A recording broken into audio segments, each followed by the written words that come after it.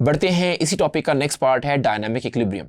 याद रखिए student, dynamic equilibrium reversible reaction में अचीव होता है। इरिवर्सिबल रिएक्शन में कोई भी इक्विलिब्रियम अचीव नहीं होता। यहाँ पे इक्विलिब्रियम का सबसे पहले मतलब समझ लेते हैं। इक्विलिब्रियम का स्टूडेंट मतलब होता है दो चीजों का बराबर होना। जैसे स्टूडेंट मैं यहाँ पे चेयर पे बैठा हूँ, तो मेरी जो फोर्स है वो चेयर की नीचे की तरफ जा रही है, अर्थ की तरफ लग रही है, और अर्थ इक्वल एंड ऑपोजिट फोर्स ऊपर की तरफ लगा रही है, तो ये इक्विलिब्रियम में है। हम लोग इस वजह से इक्विलिब्रियम पे हैं कि जितनी फोर्स हम नीचे की तरफ लगा रहे हैं डाउनवर्ड, उतनी फोर्स अर्थ ऊपर की तरफ हमें लगा रही है अपवर्ड। सो ये एक बैलेंस हुआ हुआ है। इसी बैलेंस को इक्विलिब्रियम कहते हैं, यानी दो चीजों का बराबर होना। वैसे ही इक्विलिब्रियम रिवर्सिबल रिएक्शन में एक कंडीशन होती है कि जब फॉरवर्ड रिएक्शन की स्पीड बराबर हो जाती है रिवर्स रिएक्शन की स्पीड के, सो हम कहते हैं कि इन दोनों में अब क्या हो चुका है, एक इक्विलिब्रियम अचीव हो चुका है। और डायनामिक इसलिए कहते हैं क्योंकि अभी हमने बात की कि ये रिएक्शन कभी भी कंप्लीट नहीं होते, और क्योंकि कंप्लीट नहीं होते, ये मूवमेंट में रहते हैं, तो मूवमेंट की रहने की वजह से हम इसको डायनामिक कहते हैं। डायनामिक का मतलब something which is in movement. So ये डायनामिक इक्विलिब्रियम यहाँ पे अचीव हो जाता है कि जिसमें फॉरवर्ड और reverse reaction through out life जब तक है ये चलता जाएगा, और इनका रेट आपस में क्या हो जाता है, बराबर हो जाता है। तो स्टूडेंट हम बात करते हैं एक ऐसी कंडीशन जिसमें फॉरवर्ड और रिवर्स रिएक्शन एक ही रेट के साथ फॉरवर्ड और रिवर्स रिएक्शन मूव करते रहें। इस कंडीशन को हम केमिकल इक्विलिब्रियम कहते हैं। और अगर ये डायनामिक में है यानी मूव कर रहे हैं, यानी रिवर्सिबल रिएक्शन में है, सो मोर स्पेसिफिकली हम इसको डायनामिक इक्विलिब्रियम कहलाते हैं। और डायनामिक इक्विलिब्रियम हमने याद रखना है कि वो रिवर्सिबल रिएक्शन में अचीव होता है। आइए स्टूडेंट्स इसी को हम एक एग्जांपल से भी स्टडी करते हैं कि डायनामिक इक्विलिब्रियम कैसे अचीव हो जाता है। तो स्टूडेंट डायनामिक इक्विलिब्रियम के लिए हम नाइट्रोजन को जब देखते हैं कि नाइट्रोजन जो है वो हाइड्रोजन से रिएक्ट कर रहा है, तो स्टार्टिंग में at very time is equal to 0 जब है, तो आपके पास नाइट्रोजन और हाइड्रोजन की ही अमाउंट है। जैसे जैसे टाइम गुजरता है तो रिएक्टेंट रिएक्ट करते हैं। अब नाइट्रोजन और हाइड्रोजन रिएक्ट करेगा और ये बनेगा अमोनिया में कन्वर्ट हो जाएगा। जैसे ही अमोनिया बनेगा स्टूडेंट, तो फॉरवर्ड, जब क्योंकि नाइट्रोजन और हाइड्रोजन थे तो हमारे पास फॉरवर्ड रिएक्शन आ रहा था, तो स्टार्टिंग में फॉरवर्ड रिएक्शन की स्पीड ज्यादा होती है। लेकिन जैसे जैसे इसकी अमाउंट कम हो रही है, यानी नाइट्रोजन और हाइड्रोजन की अमाउंट कम हो रही है, वैसे वैसे फॉरवर्ड रिएक्शन की स्पीड भी कम हो रही है। अब जैसे ही अमोनिया आपके पास बन रहा है, तो वो उसके पास एबिलिटी है दोबारा रिएक्टेंट बना सकता है, तो वो वापस आएगा और दोबारा नाइट्रोजन और हाइड्रोजन बनाएगा, यानी रिवर्स रिएक्शन की स्पीड बढ़ने लग जाएगी।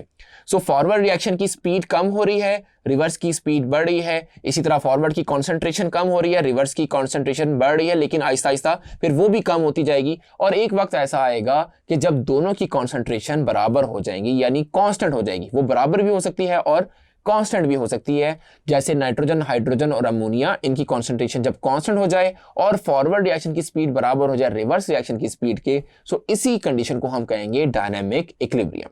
आइए स्टूडेंट इसी डायनामिक इक्विलिब्रियम को हम एक ग्राफ से भी स्टडी करते हैं। जो बातें मैंने अभी आपको बताई हैं वो आपने जहन में रखनी है ताकि हम अपने ग्राफ को अच्छे से समझ सके। इसी को हमने हम ग्राफ की फॉर्म में देखना है।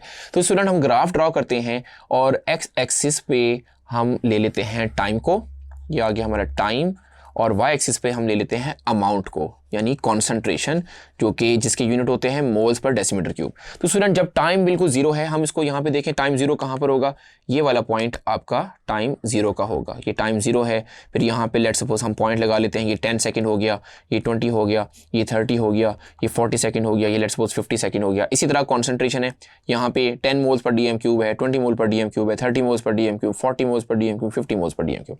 तो स्टूडेंट जब टाइम जीरो है तो उस पर क्या चीज़ है, क्या प्रोडक्ट्स हैं? नो, सारी की सारी अमाउंट किसकी है, रिएक्टेंट्स की है। सो टाइम जीरो पे हम रिएक्टेंट्स की अमाउंट को प्लॉट करते हैं, तो ये वाला प्लॉट आपका यहाँ पे बनेगा एट टाइम जीरो।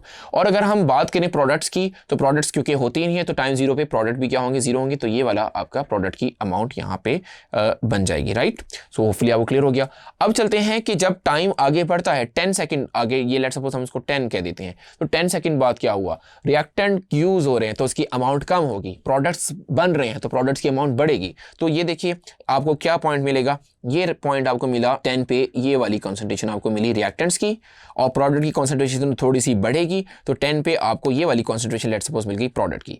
इसी तरह स्टूडेंट 20, अगर लेट सपोज टाइम हुआ 20 सेकंड, यहाँ पे आ गया 20 सेकंड हो गया। अब इस पे देखिए क्या होगा कि रिएक्टेंट की और थोड़ी सी अमाउंट कम होगी, प्रोडक्ट की और थोड़ी सी अमाउंट ज्यादा हो जाएगी। तो ये आपके आ गए, यहाँ पे आ गई प्रोडक्ट की अमाउंट।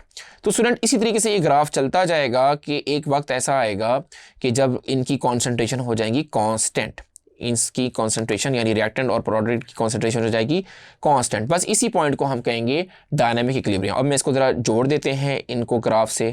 लाइक आपका ये जो ग्राफ बन रहा है, ये जो लाइन बन रही है ये कुछ ऐसे आ जाएगी, और जो प्रोडक्ट की लाइन बन रही है आपकी वो कुछ ऐसे आ जाएगी।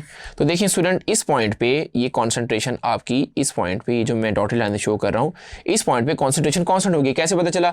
इस पॉइंट पे देखें रिएक्टेंट की कॉन्सेंट्रेशन ये है और थ्रू आउट यहाँ पे कर्व स्ट्रेट हो गए तो यही कॉन्सेंट्रेशन रहेगी।